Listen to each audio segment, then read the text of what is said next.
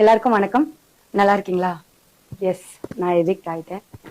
Evict ஆன அந்த moment எனக்கு எப்படி இருந்துச்சுன்னா, என்னால நம்பவே முடியல.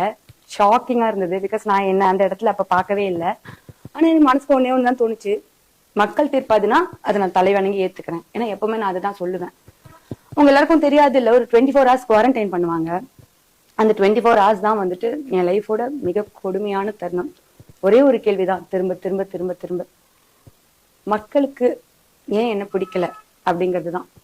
எனக்கு மனுஷங்களை ரொம்ப பிடிக்கும், உங்க எல்லாரையும் ரொம்ப பிடிக்கும்.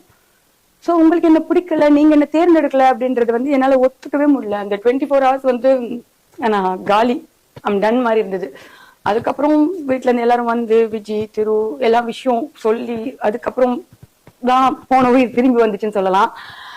உங்களுக்கு எல்லாம் தேங்க்ஸ் சொல்ல வார்த்தையே இல்ல. உங்க எல்லாரோட மெசேஜஸும் படிச்சேன், வீடியோஸ் பார்த்தேன். Thank you so much. நீங்க எனக்கு என்ன பண்ணிருக்கீங்க அப்படின்றதுக்கு வந்து எனக்கு சொல்ல வார்த்தையே கிடையாது. எனக்கு இருக்கிறதுலாம் ஒரே ஒரு வேண்டுதல் தான், உங்களோட இந்த அன்புக்கு என்னைக்குமே பாத்திரமா இருக்கணும், என்னைக்குமே உண்மையா இருக்கணும், அவ்வளவுதான்.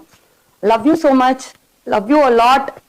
இந்த லவ் எப்பவுமே எனக்கு கொடுத்துட்டே இருங்க, நானும் உங்களை லவ் பண்ணிட்டே இருப்பேன். நான் கும்பிடுற சாமிகளும் நான் நம்பின சாமிகளும் என்னை கைவிடல, அவ்வளவுதான். Love you.